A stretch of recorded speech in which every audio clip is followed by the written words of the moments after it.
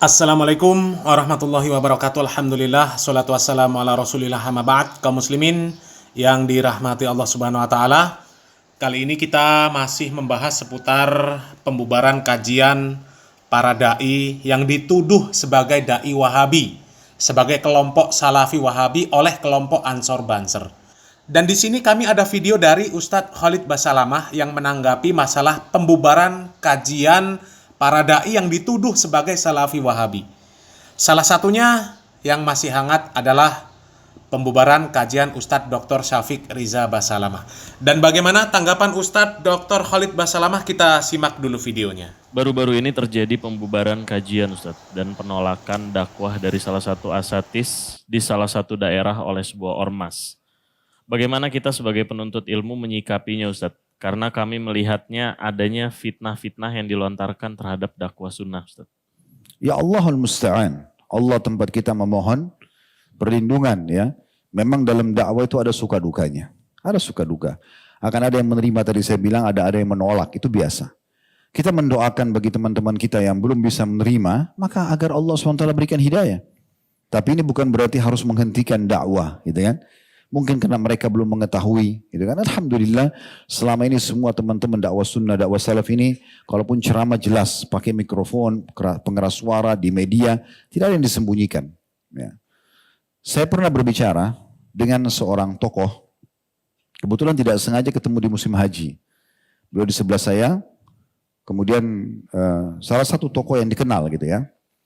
Kemudian beliau mengatakan setelah salaman nama saya, habis sholat subuh lalu dia bilang, kenapa Ustadz Khalid, teman-teman salafi atau teman-teman sunnah ini suka sekali menyalah-nyalahkan ibadah kami. Dan seterusnya, dia sebutkanlah beberapa syubhat-syubhat yang disampaikan, tapi intinya merasa terganggu dengan dakwah ini. Setelah selesai belum menyampaikan semua, terus saya mengatakan, antum sudah selesai? Dia bilang iya. Terus saya bilang, antum izinkan saya untuk menjawab ini? Dia bilang iya, silakan. Saya bilang yang pertama, bisa antum cari siapapun di antara ustadz yang dikatakan salafi atau sunnah, ya, yang biasa mengatakan atau dikatakan dakwah salaf itu, yang coba membawa masa memberhentikan amalia antum. Coba datangkan satu contoh saja. Kami juga punya masa di pengajian, datang ribuan orang dengar. Tapi belum pernah kami datangkan masa untuk memberhentikan amalia yang antum lakukan di masjid antum, di pesantren antum, di rumah antum, tidak pernah. Yang terjadi adalah di majelis kami, kalau ditanya, apa hukumnya maulid, apa hukumnya tahlilan, apa hukumnya begini dan begitu, kami jelaskan sesuai apa yang kami ketahui. Karena ditanya, tidak ada tablik akbar khusus bahas masalah ini, tetapi hanya ditanya, kami jelaskan sesuai yang kami fahami. Kalau antum merasa itu benar, antum jalankan, silahkan. Masing-masing bertanggung jawab di hadapan Allah Subhanahu wa taala. Tapi jangan antum paksa kami untuk melakukan. Karena masing-masing berhujjah. Jadi tidak ada maksud dan tujuan kami untuk menyerang antum. Jangan difahami untuk menyerang. Karena tidak ada materi khusus membahas tentang masalah amalia antum, tidak ada. Kalau ditanyakan kami jelaskan. Dan itu hak kami menjelaskan di pengajian kami. Sebatas itu. Dan sekali lagi tidak pernah ada pergerakan massa, memberhentikan atomnya, tidak ada. Sama sekali. Dan itu hak kita masing-masing. Antum mengatakan boleh, kami mengatakan tidak boleh. Saling menghormati, selesai kan gitu. Konsepnya. Kami teman-teman salafi ini hanya butuh dalil. Saya bilang begitu, ini di rumah Allah saya menyampaikan ya, kepada beliau. Kami cuma butuh dalil. Ada dalil, antum akan temukan kami berada di saf pertama. Pertama mengerjakan perbuatan tersebut. Apa saja, ini dalilnya, ini hadisnya, ini ayat Al-Qurannya, ini perkataan sahabat. Kami langsung melakukan itu. Insya Allah kami yang pertama melakukannya. Tapi kalau tidak ada dalil, antum akan temukan kami paling jauh. Sebatas itu. Terus dia balik tanya kepada saya, oh berarti teman-teman salafi cuma butuh dalil. Saya bilang iya, hanya itu saja. Oh kalau gitu nanti saya akan sebarkan. Fadhal, silahkan. Tidak ada yang tertutup kok, kan gitu. Jadi sebenarnya tidak perlu ada pemberhentian, merasa terganggu. Karena orang masing-masing menyampaikan pendapatnya. Ya, ini saya bicara secara global. Alhamdulillah pengajian kita berjalan di masjid-masjid ini sudah tahunan, bukan 1-2 kali. Alhamdulillah kita selalu sampaikan kalau Allah, kalau Rasul. Dan tidak ada penyebutan nama, tidak ada nama penyebutan organisasi. Ya. Tidak pernah kita sakitin siapapun. Tapi kalau ditanya tentang hukum kita jelaskan. Nah ini hukum yang kita ketahui kan gitu. masing-masing boleh menyampaikan. Allahu a'lam. Jadi kedepannya saya berharap mudah-mudahan tidak terjadi lagi hal-hal yang seperti ini. Kalau ada yang dirasa dari penyampaian salah satu dai, siapapun dia di negara kita ini, yang kemudian dianggap penyampaian itu kurang pas, oke, dipanggil, diajak dialog, diziarahi, ya. Kemudian ini lebih baik, lebih bijaksana, tujuan lebih baik daripada dari nggak enak kelihatannya, mesti didatangi, diberhentikan, disorak-sorakin, kan jadi nggak enak. Umat Islam sama umat Islam kok ada masalah apa nih, gitu kan? Hanya karena tidak sepaham dalam masalah amaliyahnya, ini nggak penting gitu.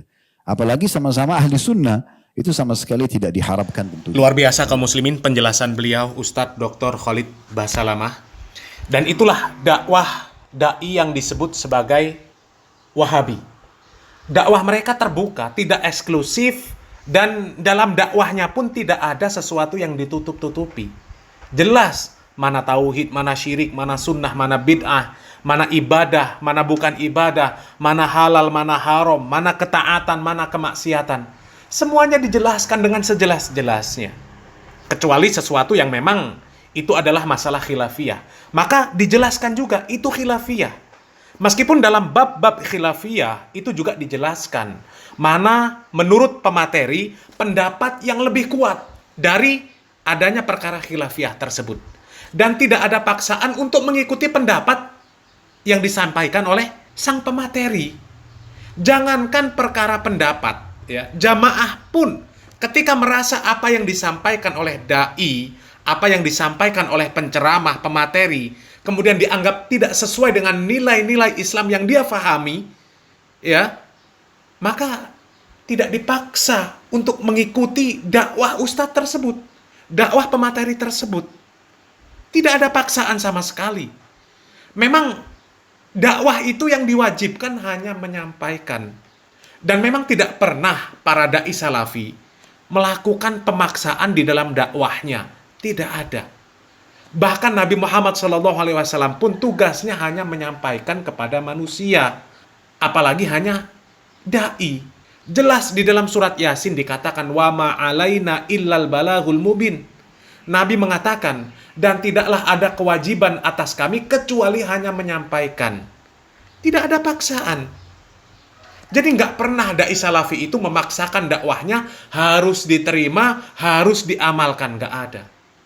Jadi memang aneh kalau tiba-tiba ada orang yang memaksa para da'i untuk menghentikan dakwah mereka dengan berbagai macam alasan dan cara. Apalagi dengan alasan yang sering juga dijadikan dalih oleh mereka yang membubarkan itu, bahwa da'i salafi itu selalu mengusik dan mengangkat masalah-masalah khilafiyah. Yang bagi mereka khilafiyah, yang bagi mereka itu adalah khilafiyah, seperti masalah Maulid Nabi, ya, masalah tahlilan, masalah Isra Mi'raj, masalah yasinan dan sebagainya. Padahal kalau memang mereka mengatakan itu perkara khilafiyah, bukankah adil kalau mereka mengatakan itu amalkan, sementara yang lain mengatakan jangan amalkan? Itu namanya khilafiyah, perbedaan pendapat. Mereka mengatakan itu bid'ah hasanah, sementara yang lain mengatakan itu bid'ah sayyi'ah. Itu khilafiyah. Tapi kalau mereka boleh mengatakan itu bid'ah hasanah, sementara yang lain tidak boleh mengatakan itu bid'ah sayyi'ah, mereka mengatakan itu harus diamalkan, sementara yang lain tidak boleh mengatakan jangan diamalkan, itu namanya tidak menerima permasalahan yang menjadi khilafiyah. Tidak menerima adanya perselisihan pendapat, perbedaan pendapat. Jadi ketika mereka seperti itu, artinya mereka ini tidak membolehkan ada orang yang berbeda pendapat dengan mereka. Ya, dan mereka membungkam orang lain untuk berpendapat namanya.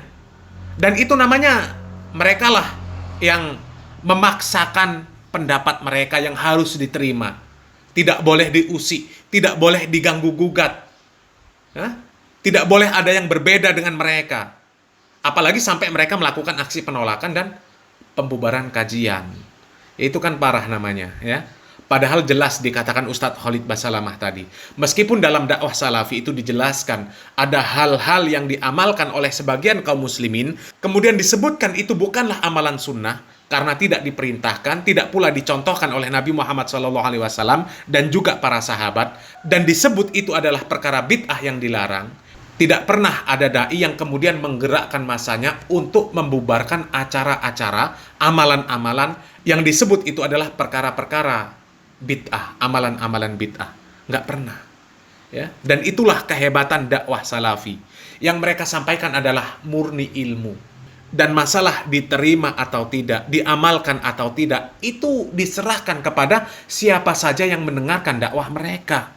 Mau terima silahkan, mau tolak silahkan. Karena tugas mereka hanyalah menyampaikan.